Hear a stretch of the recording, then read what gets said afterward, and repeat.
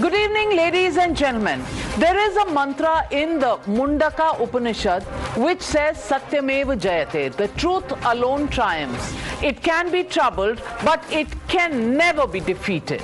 After independence, this motto was inscribed below the Indian national emblem, a symbol of our commitment to truth, no matter how inconvenient it was. Unfortunately, the wait for truth to resurface can be a long and tedious wait.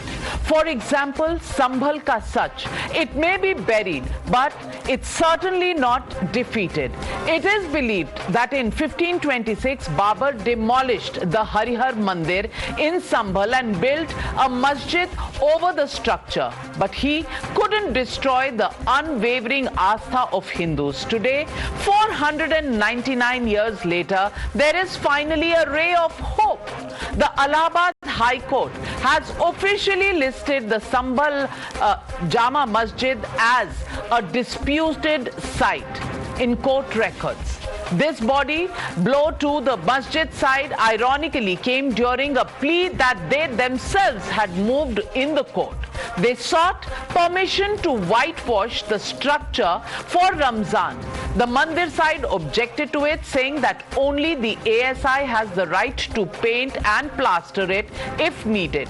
They feared that in the name of whitewash, the masjid committee would either paint over the walls and pillars to hide and deface Hindu symbols from the Harihar temple, or just manipulate whatever evidence still existed. The next hearing will be on the 10th of March. During the show, we will tell you about the one pact, two laws and proof hidden in the pages of history. But first, watch what the contentions really are. देखिए, नई प्रक्रिया है। Court में मामला चल रहा है तो कोर्ट में विवादित ढांचा ही कहा जाएगा, और जब तक कोर्ट में फैसला नहीं हो जाता इसको मस्जिद नहीं कहा जा सकता। इसीलिए कोर्ट ने न्याय की संतुलन रखने के लिए इसको विवादित ढांचा कहा है। सफाई अच्छी चीज है, परंतु पेंटिंग नहीं हो सकती है। पेंटिंग में मेरा विरोध है। वहाँ पे जिस तरह से पेंट का उपयोग किया गया है, पेंट सिर्फ एक बहाना है। मेन जो वहाँ पे हिंदू मंदिर के सबूत हैं उसको छुपाने की पूरी कोशिश है कि वहाँ पे बहुत भारी मात्रा में पेंट किया गया है, और जिस पेंट का उपयोग किया गया है वो ASI प्रोटेक्टेड मॉन्यूमेंट में अलाउड ही नहीं है। At the heart of this legal battle are three critical pacts and laws. First, the 1927 agreement between the Masjid Committee and the Government of India. The Muslim side cited this to claim that it has the authority to whitewash the mosque and not the ASI. Second, the Ancient Monuments and Archaeological Sites and Remains Act of 1958. The Hindu side has stated that as per this act, any pact between the government and a private party has ceased to operate. Third, the Places of Worship Act 1991. The Muslim side has now used this to claim that it is prohibited to convert any place of worship with a deadline of August 15, 1947 from its current use to any demand for any other news. Well, while the courts are yet to give their final verdict, the opposition has given its own verdict. It holds the ASI and courts guilty of being compromised by the ruling party, the ruling dispensation led by the BJP. Congress even fear-mongered the Babri Masjid redux, but Chief Minister Yogi Adityanath has declared that we will free what's ours. Watch this declaration. ASI government की agency है, भारत सरकार की agency है, ministry of culture में आती है।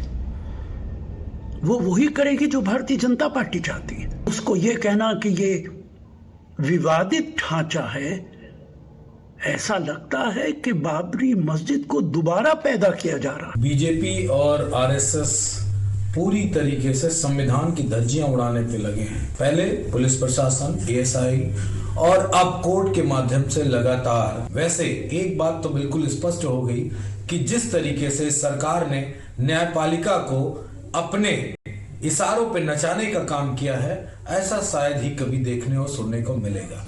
प्रत्यक्ष को प्रमाण की क्या आवश्यकता है? जब 26 फरवरी को संभल में 56 वर्षों के बाद शिव मंदिर में जलाभिषेक का कार्यक्रम भी हो रहा है। अकेले संभल में 67 तीर्थ थे और 19 उप भी थे, जिनको एक शरारत के तहत एक निश्चित समय के अंदर समाप्त कर दिया गया, और जिनमें से 68 तीर्थों में से 54 तीर्थों को ढूंढना ये तो हमारी विरासत का हिस्सा है। हमने तो वही कहा है कि जो हमारा है वो हमें मिल जाना चाहिए। Now let's leave the political rhetoric aside and rely only on facts hidden in our history. Babur, in his autobiography Babur Nama, himself wrote that on his instructions the Hindu temple was transformed into a mosque and Hindu inscriptions on it still exist. There is also a 1879 ASI survey by ACL Carlisle which has stated that Mohammedans stripped off the stone, especially those that bore traces of Hinduism. Historian Sriram Sharma too has noted that one of Babur's officers, Hindu Beg, converted a Hindu temple at Sambhal into a mosque. Another historian, Minakshi Jain, has written, like Ayodhya, Babur ordered destruction of a temple in Sambhal. Inscriptions on the mosque say it was built on the orders of Babur. Pieces of the temple were used in construction of the mosque, she states. Despite the overwhelming historical evidence, why is the opposition still in denial about these facts? Well, that is really the legitimate question that we want to ask tonight on the News Hour. And ladies and gentlemen, the Motorola legitimate question tonight. After 499 years, can Astha be whitewashed? That's the question, and that's the debate coming up on the other side. You're watching the News Hour at 9. Debate number 1 on Times Now, Super Prime Time. Joining me tonight on the News Hour, Acharya Pramod Krishnam, Kalkidham Peethadhishwar. Also joining me on the News Hour tonight, Varis Pathan, National Spokesperson of the AIMIM. वारिस भाई, रमजान मुबारक। आज पूछना चाहूंगी, Allahabad high court ने इस structure को जो संभल का शाही जामा मस्जिद है, इसे डिस्प्यूटेड स्ट्रक्चर करार दिया है। आज ही नहीं, even on 27th February they called it the alleged masjid. How do you respond to the court's order today? देखिए नविका जी, बीजेपी आरएसएस मिलकर हमारे देश को फिर वही बाबरी एरा में लेके जाना चाहते हैं, उसी एरा में ढकेल देना चाहते हैं, उसी नफरत को फैलाना चाहते हैं ये लोग। इनको पूरी तरह से पता है कि एएसआई ने रिकॉर्ड में इसको जामा मस्जिद कहा है, फिर अब कैसा इसको ये कर सकते हैं डिस्प्यूट। और मुझे यकीन है 10 तारीख को भी तो सुनवाई होने वाली है, उसमें मुस्लिम पक्ष भी अपनी बात रखेगा, ऑर्डर चैलेंज भी होगा। मगर आपको पता है कि places of worship act 1991 already into existence है। वो था जिस दिन लोगों ने पहले सर्वे की मांग की थी, फिर भी क्यों सर्वे करवाने की लोगों ने बात की, क्यों जाके ऑर्डर लेके आ गए, एक्सपार्टी ऑर्डर लेकर आ गए, क्यों एक्सपार्टी ऑर्डर लाने के बाद सेकंड सर्वे करवाया, वहां पर 4 लोगों की जानें चले गई। तो क्या आप कराना चाहते हो देश के अंदर? आप कायदा कानून किसी का पालन नहीं करते, संविधान के हिसाब से आप नहीं चलना चाहते, प्लेसेस ऑफ वर्शिप को आप नहीं मानना चाहते, तो क्या आप फेथ की बुनियाद पे देश को चलाओगे? 4 लोगों की जानें चले गई। हमने कहा था हाईकोर्ट के जज के थ्रू इंक्वायरी कराइए, इंक्वायरी का कुछ आया नहीं। उसकी जगह पे तो आपने कितने मुसलमान युवाओं को जेल के अंदर डाके बंद कर दिया, कितने लोगों को आपने महिलाओं को बंद कर दिया, जेल के अंदर डाल दिया। फिर आपने कहा कि बुलेट निकला पाकिस्तान का, उसको आपने हटा दिया। अब इतना ही नहीं नविका जी, रमजान का महीना चल रहा है, आपको हमको सबको पता है, अजान होती है, लोग उठते सहरी करते हैं, इफ्तार करते हैं, अजान बंद कर दिया आपने लाउड स्पीकर पे। सुप्रीम कोर्ट का डायरेक्शन है कि इतने डेसिमल के ऊपर आप अजान दे सकते हो, आपने वो बंद कर दिया। आप लोग विदाउट लाउड स्पीकर के अजान दे रहे, तो क्यों इतनी नफरत फैला रहे हैं? क्या चाहते हैं लोग देश में करना? क्यों इतना अराजकता का माहौल क्रिएट करना चाह रहे हैं ये लोग? क्या फिर से बाबरी का इशू करेगा? बाबरी का टाइम भी सेम हुआ था ना, डिस्प्यूटेड कर दो इसको स्ट्रक्चर, उसके बाद वहां पे नमाज नहीं अलाउड होगी, उसके बाद पे आप हम तमाम दुनिया ने देख लिया, देश ने कि 6 दिसंबर के दिन काला दिन हो गया, बाबरी को हमारी धोखे के साथ शहीद कर दिया। तो सेम चालबाजी यहां चली जा रही है, मगर हम इंशाअल्लाह ताला पूरी कोशिश कर देंगे कि अब बाबरी ना हो। एक मस्जिद हम खो चुके, हम कानून कायदे का पालन करते हुए संविधान के दायरे में रहकर लड़ाई लड़ते रहेंगे। ऐसा नहीं है कि आप बस कुछ भी नहीं, आपकी जो मन वारिस भाई आप कह रहे हैं बीजेपी आरएसएस ने किया ये मैटर, ये जो डिस्प्यूटेड स्ट्रक्चर है ये तो कोर्ट ने कहा, आप बीजेपी आरएसएस को क्यों दोष दे रहे हैं? कोर्ट से आया ना ऑर्डर। अरे भाई सभी तो वही है, कानून कायदा ब्यूरोक्रेसी सारी की सारी चीज तो बीजेपी और आरएसएस ये ना सुनवाई है कहां? बिना मुस्लिम पक्ष को सुने तो एक्स पार्टी ऑर्डर पास हो गया, वहां पर चले गए, कोई सर्वे हो गया, उसके बाद 24 नवंबर को दूसरा सर्वे आप कर देते हो, प्रोवोकेटिव स्लोगन लगाए जाते हैं वहां पर, जो पूरा वीडियो पब्लिक डोमेन के अंदर है। उसके बाद कुछ लोग आते हैं सामने तो उनको गोली मारा जाता है, फिर बोलते हैं आपस में लड़के गोली मार के मर गए, उसके बाद कोई इंक्वायरी नहीं होती, उसके बाद वापस मुसलमान लोगों को अरेस्ट करके जेल में घुसा दिया जाता है, मुसलमान महिलाओं को उठा के ले जाया जाता है कि ये लोग वहां पे मौजूद थे। अरे आप आओगे सामने से मारने के लिए और कोई आया अपने घर से झांकने तो क्या उसके यहाँ कर दो? उसके बाद पुलिस स्टेशन पे पुलिस चौकी बनाए जा रहे हो, स्कूल कॉलेज हॉस्पिटल तो नहीं बना रहे वहां पे, आप सिर्फ पुलिस चौकियां बना रही है संभल के अंदर। कितने मुसलमान लोग अपने घर छोड़ के चले गए नबिका जी, आपको पर पता हिंदू है? भी तो पलायन करके चले गए, इतना डर खौफ का माहौल 1980s में हिंदू भी छोड़कर गए थे, तब तो दर्द नहीं हुआ था वारिस भाई, तब दर्द नहीं हुआ था, आज दर्द हो रहा है। बात आप उठा रहे हैं, सही बात है, कंसर्न है, लेकिन ये पहली बार नहीं है कि वहां से लोग छोड़ कर गए हैं। और आचार्य प्रमोद कृष्णम जी हमारे साथ जुड़ रहे हैं। कल्की धाम का इन्होंने शिलान्यास किया है, वहां पर कल्की धाम की मंदिर बन रही है। आचार्य प्रमोद कृष्णम, वारिस पठान जी का कहना है कि रमजान के महीने में वहां आपने नमाज बंद करवा दी, अजान के माइक बंद करवा दिए, और अब बीजेपी आरएसएस कोर्ट से बुलवा रही है। जवाब दीजिए, बहुत सारे चार्जेस उन्होंने लगाए हैं।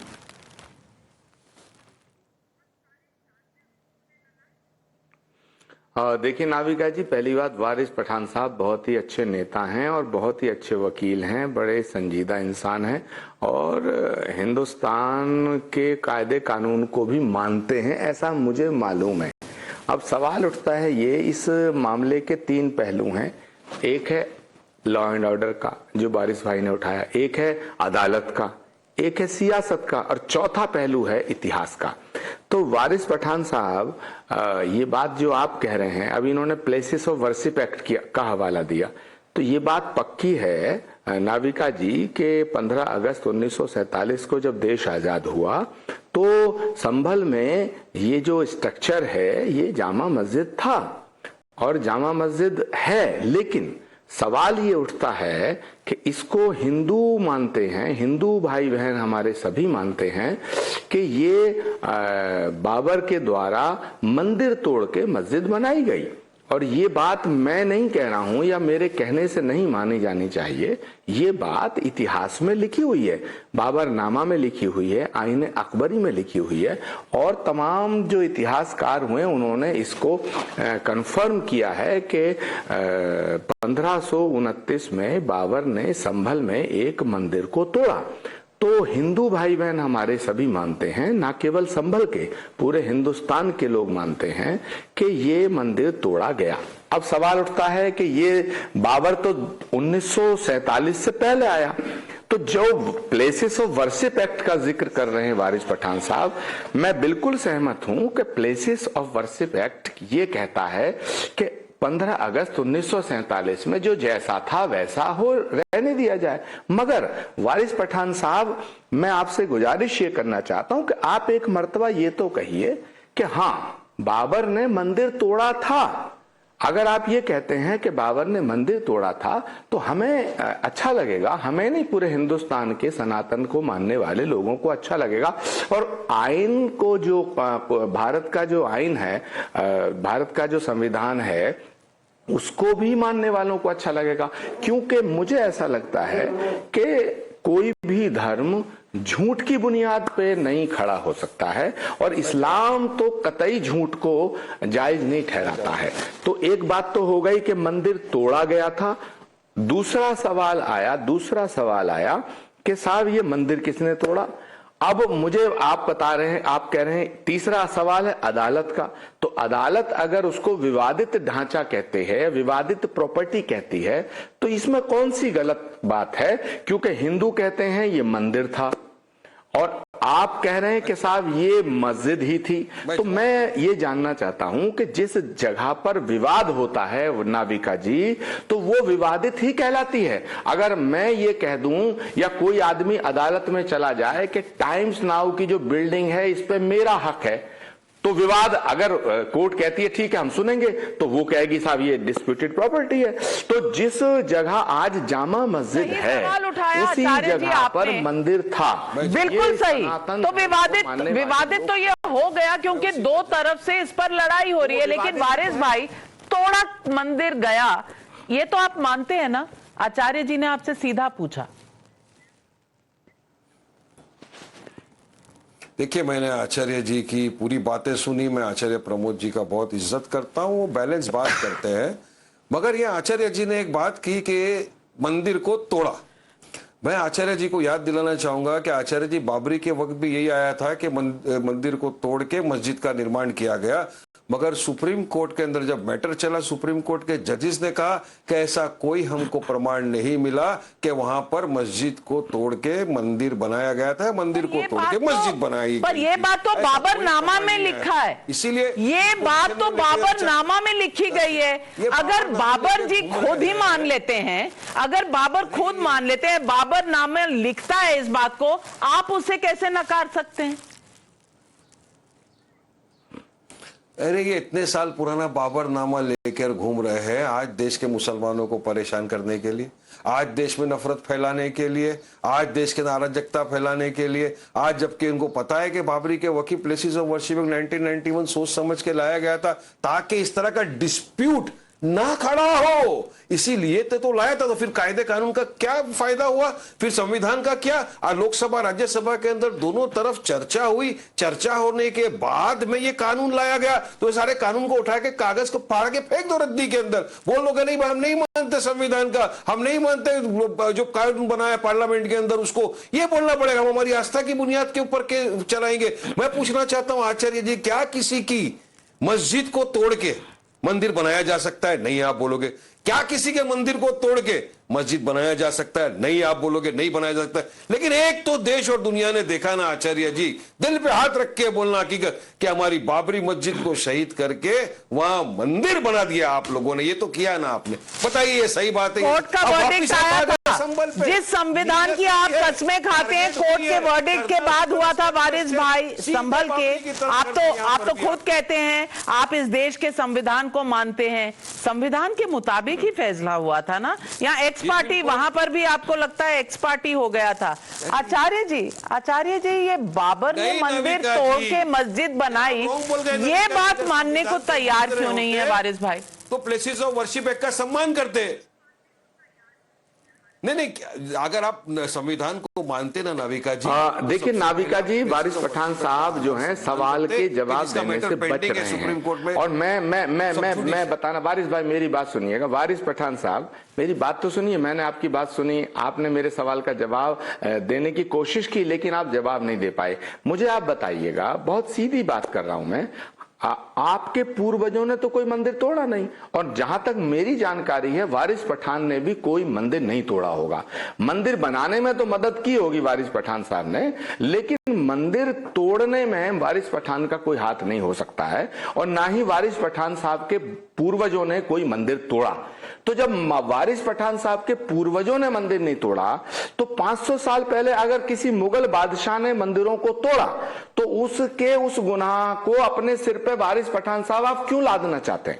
अगर बाबर ने मंदिर तोड़े, औरंगजेब ने मंदिर तोड़े, तैमूर लंग ने मंदिर तोड़े, तो हिंदुस्तान में पैदा होने वाले हमारे तमाम मुस्लिम भाई बहन बादशाह बादशाहों के किए हुए गुनाहों को अपने सिर पे लादना क्यों चाहते हैं? और जब ये बात हम कहते हैं कि बाबर ने मंदिर तोड़ा तो आप उस पर झगड़ा करते हैं, आप प्लेसेस ऑफ वर्शिप एक्ट की बात करते हैं। बिल्कुल मैं सहमत हूं, प्लेसेस ऑफ वर्शिप एक्ट अपनी जगह है, लेकिन यह बात 15 अगस्त 1947 के बाद की नहीं हो रही है। ये बात हो रही है 15 अगस्त 1947 से पहले 200 साल अंग्रेजों ने राज किया, अंग्रेजों से पहले की बात हो रही है। तो मैं आपसे ये जानना चाहता हूं कि जब आपके पूर्वजों ने मंदिर नहीं तोड़ा और हमारे पूर्वज, अच्छा एक सेकंड मैं क्लियर कर दूं, 10 सेकंड और दीजिएगा, हमारे किसी, अब मुझे वारिस पठान साहब, हमारे किसी पूर्वज ने मस्जिद नहीं तोड़ी।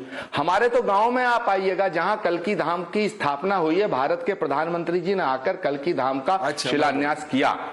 उस गांव में, ये संभल जनपद का एक गांव है, और संभल जनपद के गांव में प्रधानमंत्री जी ने जहां शिलान्यास किया, यहां भव्य और दिव्य कल्की धाम बन रहा है। इस गांव में जो मस्जिद है, इस गांव में 2 मस्जिदें हैं जो हमारे बुजुर्गों ने बनवाई।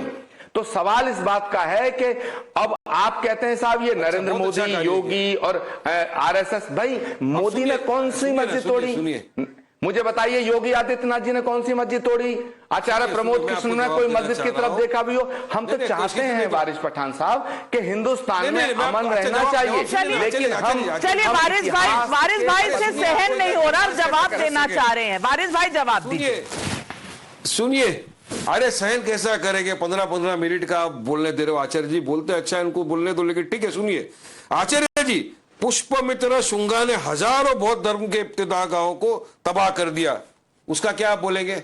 वापिस उसको याद कराएंगे क्या हमारे बौद्ध भाइयों को कि देखो आपके इतने सारे जो मंदिर थे उनको तोड़ दिया गया था? तो ये सारी चीजें का विवाद ना हो। आचार्य जी, आप क्यों चाहते हो कि देश में विवाद हो? आप चाहते नहीं हो कि देश के अंदर विकास की बात हो, अनएम्प्लॉयमेंट जो बढ़ रहा है, बेरोजगारी बढ़ रही है, उसके ऊपर चर्चा हो। पूछा गया वारिस भाई, आप उस सवाल का तो जवाब दे नहीं रहे। मैं चलिए आपसे 2 सवाल पूछती हूँ। आप पहले मुझे ये बता दीजिए, आपने प्लेसेस ऑफ वर्शिप एक्ट, आपने प्लेसेस ऑफ वर्शिप एक्ट का हवाला दिया।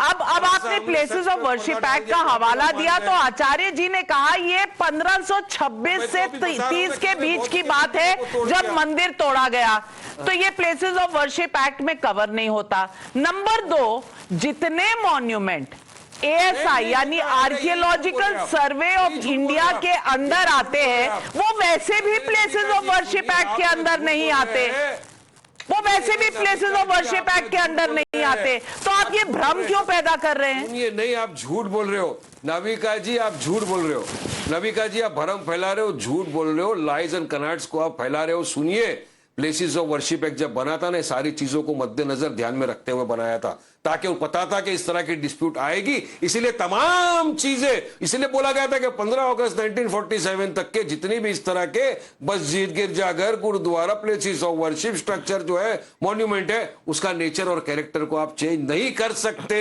क्योंकि पब्लिक पता था कि इस तरह की डिस्प्यूट, विवाद निकलेंगे, बहुत सारी जगहों की बातें आएगी, क्योंकि भाजपा को अपने मुद्दों से ध्यान भटकाने के लिए सारी चीजों की जरूरत पड़ती है, पोलराइज करने के लिए जरूरत पड़ती है, इसीलिए सब सोच विचार के प्लेसेस ऑफ वर्शिप एक्ट 1991 को लाया गया था, जो आज तक, अब तक एग्जिस्टेंस में। हाँ, अब आर्ग्यूमेंट चल रहा है, क्या होगा पता नहीं, लेकिन हमको यकीन है कि अगर सरकार वाकई में सीरियस है कि देश के अंदर प्यार मोहब्बत बना रहे, भाईचारा बना रहे, गंगा जमनी तहजीब बनी रहे, तो नफरत को खत्म करना होगा। और नफरत को खत्म करने के लिए एक बाबरी तो आप हमारी ले गए, एक बाबरी को तो हमारी शहीद कर दिया, अब क्यों आचार्य जी हमारी दूसरी मस्जिदों पे आपकी नजर है? क्या चाहते हो? अभी तो बोलते हैं वारिस भाई, एक तरफ आपका इमोशनल अपील है और मैं इसकी कदर करती हूँ। मंदिर वारिस भाई आपको सुनना भी पड़ेगा। आपकी एक तरफ इमोशनल अपील है और मैं इसकी कदर करती हूँ, लेकिन आप जब कह रहे हैं कि ASI वाली बात गलत है तो मैं आपको पढ़कर बता दूं। Ancient monuments and archaeological sites under Places of Worship Act, religious places recognized as ancient monuments under the Ancient Monuments and Archaeological Sites and Remains Act of 1958 or similar laws are exempt from the provisions of the Places of Worship Act. ये places of worship act जिसकी आप दुहाई दे रहे हैं वो खुद कहता है, और ये जो पूरा स्ट्रक्चर है ये ASI के अंडर 1920 से है। तो आचार्य जी जो स्ट्रक्चर एएसआई के अंडर 1920 से है, आप सुप्रीम उस कोर्ट पर के जज कब से प्लेसेस बन ऑफ गए? वर्शिप एक्ट कैसे लागू हो सकता है? क्या वारिस भाई मिथ्या नहीं फैला रहे?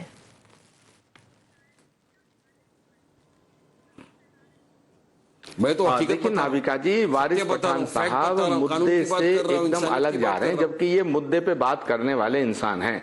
मैं वारिस भाई आप सुन भी लीजिएगा प्लीज। वारिस भाई मुझ पे इल्जाम तो लगा रहे हैं। पहला इल्जाम इन्होंने लगाया कि आप हमारी मस्जिदों पे नजर कर रहे हैं। मुझे बताओ, नरेंद्र मोदी जी ने, योगी आदित्यनाथ जी ने, किसी ने कोई मस्जिद तोड़ी? एक बताओ, नंबर 1। नंबर 2, वारिस पठान साहब मैं फिर कह रहा हूं आपसे, तो ये मुझे आप बताइए, 3 तरह की हिस्ट्री दुनिया में मौजूद है। हाँ। एक है एंशिएंट हिस्ट्री, एक है मेडिवल हिस्ट्री, एक है मॉडर्न हिस्ट्री।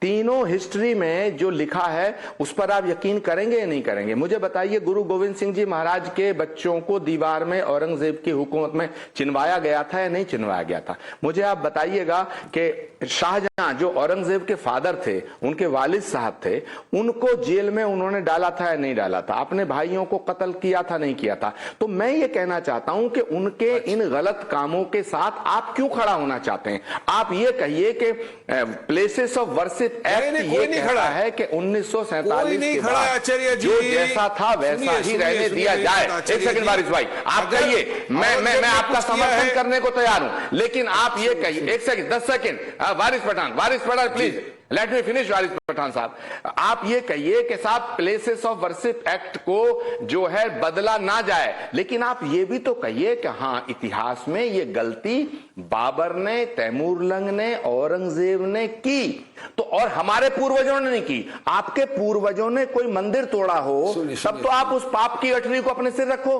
आप बादशाहों के गलत कामों से वारिस भाई एक बार बता दीजिए, क्या बाबर ने जो मंदिर तोड़े थे उसका खामियाजा या उसका जो बोझ है वो आप अपने कंधों पर उठाना चाहते हैं? आचार्य जी का सीधा सवाल है, इसका जवाब तो दे दीजिए। और नाविका जी एक सवाल और पूछेगा, क्या इस्लाम नबी की सुन्नत पे चलेगा या बादशाह की हुकूमत पे जो कानून बने उन पे चलेगा? ये भी बता दीजिएगा। वारिस भाई जवाब दीजिए। सुनिए, जब आपने औरंगजेब की बात की तो मैं आपको बताता चलूं कि ना मैं तारीफ कर रहा हूं ना मैं किसी की बुराई कर रहा हूं। मैं तो जो काफी हिस्टोरियंस है जिनकी मुख्तलिफ राय है, मैं उन पे भी तवज्जो नहीं डालना चाहता। 400 साल पुरानी बात है। अगर औरंगजेब की आर्मी का आपको पता है ना, उनमें मैक्सिमम लोग जो थे वो हिंदू थे। छत्रपति शिवाजी महाराज की आर्मी के अंदर मैक्सिमम जो उनके सिपह सालार से लेके नीचे तक जो थे वो मुसलमान लोग थे, क्योंकि वहां हिंदू मुसलमान की लड़ाई थी नहीं। वहां तो टेरिटरी एक्सेप्ट करने का, टेरिटरी को हासिल करने की लड़ाई चल रही थी उस वक्त। इस वक्त आप उसका बदला भारतीय मुसलमानों से करेंगे क्या? अगर औरंगजेब आप कह रहे हैं सिर्फ टेरिटरी की लड़ाई थी, धर्म की लड़ाई थी ही नहीं। और ये नया इंटरप्रिटेशन है। अब आप लॉयर से हिस्टोरियन भी बन गए। आचार्य जी, औरंगजेब बाबर की लड़ाई क्या सिर्फ टेरिटरी की थी? धर्म को बढ़ाने की लड़ाई नहीं थी? हिंदू थे, आपको पता है कि नहीं ये बात?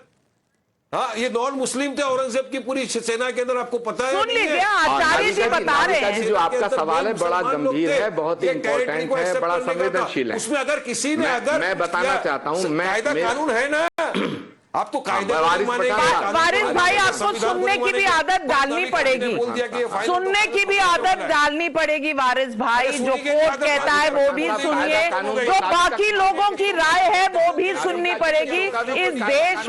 इस देश में ऐसा किसी कॉन्स्टिट्यूशन में नहीं लिखा गया है कि सिर्फ आप ही की राय सुनी जाएगी, सबकी राय सुनी जाएगी। आचार्य जी की राय भी सुनिए ना, आपकी बिल्कुल नहीं। मेरी नाविका जी, इस देश का भी कायदा कानून है और नाविका कुमार जी के शो का भी कायदा कानून है। तो हम लोग लड़ें क्यों? हम झगड़ा नहीं करना चाहते, हम तो बात करना चाहते हैं। संभल की जिस जामा मस्जिद और जिसको हाई कोर्ट ने विवादित स्ट्रक्चर कहा है, डिस्प्यूटेड स्ट्रक्चर कहा है, तो बिल्कुल ठीक है। मेरा जन्म संभल में ही हुआ है और मैं संभल में शंकर इंटर कॉलेज में मैं प्रारंभिक शिक्षा ली है। मैंने 7वीं 8वीं 9वीं क्लास में हम लोग पढ़ते थे, हम इसी रास्ते से गुजरते थे। हमने देखा है ये तभी से जामा मस्जिद है, ये बात हम कह रहे हैं। हम साफ साफ कह रहे हैं ना, वारिस पठान साहब रिकॉर्ड पे ले लीजिएगा, हमने बचपन से देखा है वो जामा मस्जिद थी, आज भी जामा मस्जिद है, उसमें नमाज भी होती है। लेकिन हम जो दूसरी बात कह रहे हैं कि हमारे ये मानता है, सारे हिंदू भाई बहनों की ये मानता है कि ये मंदिर तोड़ के मस्जिद बनाई गई, और कोई ये नहीं कहता कि वारिस पठान साहब ने मंदिर तोड़ दिया, कोई ये नहीं कहता कि वारिस पठान साहब के बुजुर्गों ने तोड़ दिया। ये कहते हैं कि बाबर ने यहां मंदिर को तोड़ा। और क्यों तोड़ा? क्योंकि हमारी धार्मिक किताबों में यह लिखा है नाविका जी कि भगवान का अंतिम अवतार, सनातन धर्म का अंतिम अवतार संभल में 24 किलोमीटर के रेडियस में होगा, सॉरी 50 किलोमीटर के रेडियस में होगा। इस 50 किलोमीटर को 24 कोस कहा गया, 24 कोस को 3 योजन कहा गया है, और ये अवतार होगा कल्कि अवतार संभल में। तो जिसमें भगवान का अवतार होगा, जहां संभल में अवतार होगा, वहां एक मंदिर है जो प्राचीन मंदिर है, उसको तोड़ा गया। क्यों तोड़ा गया? इसलिए तोड़ा गया। इसलिए तो नहीं तोड़ा गया होगा कि मस्जिद बनाने के लिए जमीन कम थी, उस जमाने में तो जमीन ही बिल्कुल बादशाह का हुक्म होता तो नहीं। आचार्य जी सुनिए, मैं भूल जाऊंगा इसके पहले आचार्य जी 10 सेकंड में अपनी बात कंप्लीट कर लूंगा। आचार्य जी हिंदू 10 सेकंड में अपनी बात कंप्लीट कर लूंगा मैं। बिल्कुल, हिंदू भावनाओं को दुख पहुंचाने का काम किया, अपने धर्म यानी इस्लाम को बढ़ाने की वजह से किया। तो वारिस भाई सिर्फ टेरिटरी की लड़ाई थी ऐसा नहीं था, और जिस स्ट्रक्चर को बाबर ने खुद माना, मस्जिद की दीवारों पे खुद लिखा गया कि बाबर ने मंदिर तोड़कर मस्जिद बनाई, उसे आप मानने से इनकार क्यों करते हैं? मेरी ये समझ में नहीं आता। आप प्लेसेस ऑफ वर्शिप एक्ट क्यों लगाते हैं जब 1920 से ये एएसआई के अंडर है? मेरी ये समझ में नहीं आता। आप तो लॉयर हैं, आपको कानून समझ में नहीं आ रहा, मैं ये मानने को तैयार नहीं है। मंशा क्या है आपकी, ये जानना चाहती हूँ। नहीं, मुझे कानून भी समझ में आ रहा है, मुझे आपका इशारा भी समझ में आ रहा है, मुझे आपकी नीयत भी समझ में आ रही है, मुझे भाजपा की नीयत भी समझ में आ रही है। वैसे मैं आपसे ज्यादा बहुत समझदार इंसान हूं नाविका जी, मैं समझ रहा हूं क्या हो रहा है, इसलिए आप मुझे बोलने दो थोड़ा सा। अब बात नंबर ये कि आपके दिल की बात आपकी जुबान के ऊपर फटाक से आ गई, आपने सीधा बात किया हमारा आस्था का क्या होगा। नाविका जी, आपकी आस्था तो क्या वारिस पठान की आस्था का क्या करेंगे? क्या मेरी आस्था नहीं है? अब देश की आपकी मेरी आस्था से चलेगा या संविधान से चलेगा? अब देश तो संविधान से चलेगा ना, कानून कायदे से चलेगा ना, कि आपकी आस्था से चलेगा। अगर आपकी आस्था की परवाह करना है तो मेरी भी आस्था की परवाह करो। हमारी आपकी आस्था की परवाह होनी चाहिए। वैसे तो मैंने आस्था का शब्द इस्तेमाल नहीं किया, लेकिन कानून की बात कर रहे हैं, संविधान की बात कर रहे हैं, तो आज वारिस भाई, आज कानून के तहत, आज संविधान के तहत इलाहाबाद हाईकोर्ट ने संभल की शाही जामा मस्जिद को डिस्प्यूटेड स्ट्रक्चर कहा है। यही देश का संविधान बता रहा है। इस वक्त ये वर्डिक्ट नहीं है, लेकिन कम से कम ये ऑर्डर में दर्ज है। आगे क्या होगा ये समय बताएगा, लेकिन आज के सच से, आज के संविधान से आप भी इनकार नहीं कर सकते। 10 मार्च को फिर सुनवाई होगी, उस सुनवाई में क्या होगा ना मैं आज बता सकती हूं, ना आप आज बता सकते हैं, लेकिन संविधान को तो हमको सबके ऊपर रखना पड़ेगा। और संविधान और कानून की बात करने वाले ये जान ले कि ये एएसआई प्रोटेक्टेड स्ट्रक्चर है जो प्लेसेस ऑफ वर्शिप एक्ट के तहत आता ही नहीं। दुहाई किस बात की दे रहे हैं? सवाल आज यही है। Thank you very much Waris Pathan, thank you Acharya Pramod Krishnam ji हमारे साथ जुड़ने के लिए। दोनों को बहुत बहुत धन्यवाद। आगे क्या होता है बताते रहें।